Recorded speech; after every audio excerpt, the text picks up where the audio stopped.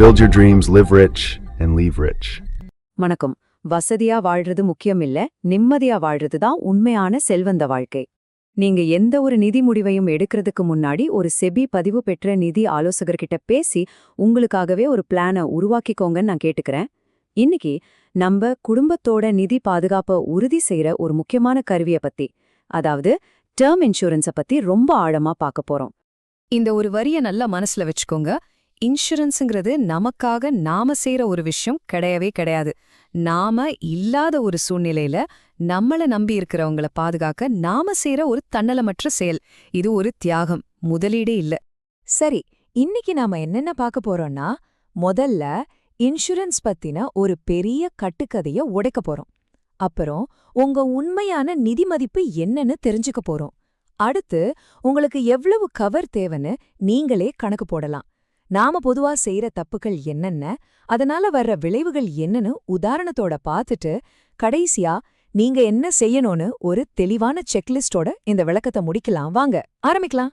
நம்மள பல பேர் இன்சூரன்ஸ்னு சொன்னாலே முதல்ல கேக்குற கேள்வி இதுதான். சரி பாஸ், நான் உயிரோட இருந்தா நான் கட்டின காசு எனக்கு திறந்து கிடைக்குமா?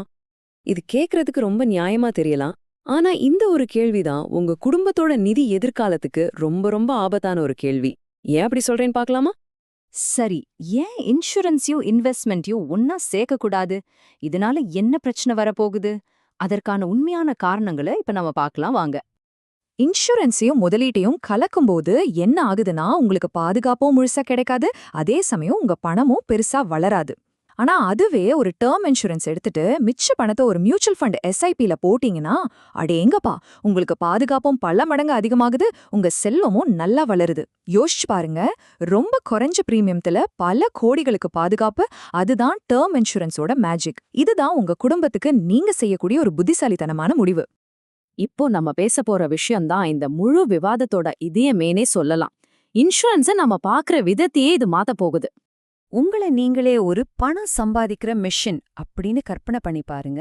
உங்க வருமானம் தான் அந்த மெஷின்ல இருந்து வர்ற அவுட்புட். திடீர்னு ஒரு நாள் அந்த மெஷின் நின்னுடுச்சுன்னா என்ன ஆகும்? குடும்பத்துக்கு வர வருமானம் அப்படியே நின்னுடும் இல்லையா? டேர்ம் இன்சூரன்ஸ் என்ன பண்ணுதுன்னா, ஒருவேளை அந்த மெஷின் நின்னுட்டாலும் உங்க குடும்பத்துக்கு தேவையான பணம் தொடர்ந்து கிடைக்கிற மாதிரி ஒரு உத்தரவாதத்தை கொடுக்குது. இந்த ஸ்லைட்ல இருக்கிற உதாரணம் ரொம்ப அருமையா இதை விளக்குது. நம்ம யாருமே நம்ம கார் இடிச்சு இன்சூரன்ஸ் பணம் கிடைக்கணும்னு ஆசைப்படுறதில்ல இல்லையா? அது ஒரு பாதுகாப்பு செலவு, அவ்வளோதான். அதே மனநிலையில தான் நம்ம உயிருக்கான டேர்ம் இன்சூரன்ஸையும் நம்ம பார்க்கணும். சரி, தத்துவமெல்லாம் பேசிட்டோம். இப்போ விஷயத்துக்கு வருவோம்.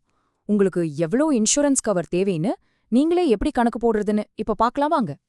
இது ரொம்ப சிம்பிளான ஆனா ரொம்ப பவர்ஃபுல்லான ஒரு கணக்கு. இத வருமான மாற்ற விதின்னு சொல்லுவாங்க. உங்க ஒரு வருஷ சம்பளம் எவ்வளவுன்னு பாருங்க, அத அப்படியே 20ஆல பெருக்குங்க. வர்ற தொகை தான் உங்களுக்கான குறைந்தபட்ச பாதுகாப்பு கவசம். இந்த தொகை உங்க குடும்பம் எந்த நிதி நெருக்கடியும் இல்லாம அவங்களோட தற்போதைய வாழ்க்கை முறைய தொடர உதவி செய்யும்.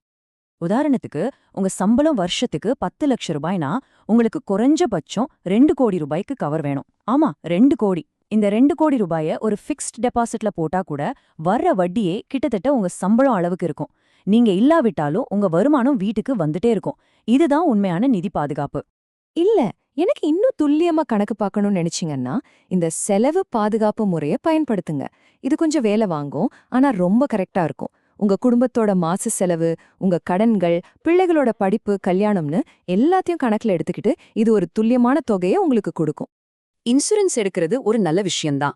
ஆனா தெரியாம செய்யற சில பொதுவான தப்புக்கள் அந்த நல்ல விஷயத்தையே கெடுத்துடும். அந்த மாதிரி தப்புக்கள் என்னென்னு இப்ப பார்க்கலாம். அப்பதான் நீங்க அதையெல்லாம் தவிர்க்க முடியும். இந்த 4 தப்பையும் ரொம்ப கவனமா பாருங்க. இதுல ஏதாவது ஒண்ணு செஞ்சா கூட உங்க குடும்பம் ரொம்ப கஷ்டப்படுற நேரத்துல அந்த இன்சூரன்ஸ் பணம் கைக்கு வராம போறதுக்கு வாய்ப்பு இருக்கு. ஒவ்வொன்றும் ஏன் இவ்ளோ முக்கியம்னு நான் இப்ப உங்களுக்கு விளக்கமா சொல்றேன். ரொம்ப சிம்பிளா சொல்லணும்னா, கம்பெனி இன்சூரன்ஸுங்கிறது ஒரு தற்காலிக வசதி தான். நாளைக்கே உங்களுக்கு வேலை போச்சுன்னா, இல்ல நீங்க வேலையை விட்டா அந்த இன்சூரன்ஸ் கவரேஜும் போயிடும். உங்க பேர்ல உங்க கட்டுப்பாட்டுல இருக்கிற ஒரு பாலிசி மட்டும்தான் உண்மையான பாதுகாப்பு. இப்போ நாம 2 குடும்பங்களோட கதைய பார்க்க போறோம். அவங்க எடுத்த ஒரே ஒரு சின்ன நிதி முடிவு அவங்க குடும்பத்தோட தலைவிதியை எப்படி மாத்துச்சுன்னு பாருங்க. இது வெறும் நம்பர்ஸ் கிடையாது, இது வாழ்க்கை. இந்த அட்டவணைய கொஞ்சம் பாருங்க. ஒரு பக்கம் அமுல்யா பணம் திரும்ப வரணும்னு நினைச்சு வருஷத்துக்கு 50,000 ரூபாய் பிரீமியம் கட்டினாரு. ஆனா அவர் குடும்பத்துக்கு கிடைச்சது வெறும் 10 லட்சம் ரூபாய். அந்த பணம் 2 வருஷத்துல கரைஞ்சு போச்சு. ஆனா இன்னொரு பக்கம் சந்தீப் பாருங்க, வருஷத்துக்கு வெறும் 15,000 ரூபாய் பிரீமியம் கட்டி 2 கோடி ரூபாய்க்கு கவர் எடுத்தாரு. அவரு குடும்பம் இன்னைக்கு பாதுகாப்பா இருக்கு. வீட்டுக்கடன் அடைச்சாச்சு, மாசாமாசம் வருமானமும் வருது. இதுதான் புத்திசாலித்தனத்துக்கும் பேராசைக்கும் உள்ள வித்தியாசம். இதுதான் டேர்ம் இன்சூரன்ஸோட உண்மையான சக்தி. சரி, இவ்ளோ நேரம் பேசிட்டோம். இப்போ நீங்க என்ன செய்யணும்? இதோ நீங்க கத்துக்கிட்ட எல்லாத்தையும் செயலுக்கு கொண்டு வர ஒரு ரொம்ப சிம்பிளான 4 ஸ்டெப் செக்லிஸ்ட். இதை இன்னிக்கே செய்ய ஆரம்பிங்க. இந்த 4 ஸ்டெப்பும் ரொம்ப ரொம்ப முக்கியம். குறிப்பா 4வதா இருக்கிற அந்த MWP சட்டம். நீங்க ஒரு தொழில் செய்றீங்க, உங்களுக்கு கடன் இருக்குன்னா இந்த ஒரு டெக் உங்க குடும்பத்துக்கு ஒரு இரும்பு கோட்டை மாதிரி. இன்சூரன்ஸ் பணம் உங்க மனைவி குழந்தைகளுக்கு மட்டும்தான் போகணும், வேற யாரும் அதுல கை வைக்க கூடாதுன்னு இது உறுதி செய்யும். இத மறக்காம பண்ணிடுங்க. சரி, இன்னைக்கு நாம கத்துக்கிட்ட முக்கியமான விஷயங்களை கடைசியா ஒரு தடவை பாத்திரலாம். இன்சூரன்ஸுங்கிறது ஒரு செலவு, முதலீடு கிடையாது. உங்க வருமானத்தை போல 20 மடங்கு கவர் எடுக்கிறது ரொம்ப அவசியம். 60 அல்லது 65 வயசு வரைக்கும் கவர் இருந்தா போதும். எல்லா விஷயத்தையும் நேர்மையா சொல்லுங்க. கடைசியா MWP சட்டத்தை மறக்காதீங்க. இந்த கேள்வியோட உங்களை நான் இன்னைக்கு விட்டுட்டு போறேன். ஒரு நிமிஷம் யோசிச்சு பாருங்க. இந்த கேள்விக்கு உங்க மனசுல வர பதில் இல்லன்னாவோ இல்ல சந்தேகமா இருக்குன்னாவோ தயவு செஞ்சு தாமதிக்காதீங்க. உங்க அன்புக்குரியவங்களோட எதிர்காலம் உங்க கையில தான் இருக்கு. சரியான முடிவை எடுங்க. கீழே டிஸ்கிரிப்ஷன்ல இருக்கிற லெகசி டைரி லிங்க பாருங்க. நிம்மதியா வாழுங்கள், வளமான மரபை விட்டுச் செல்லுங்கள். நன்றி.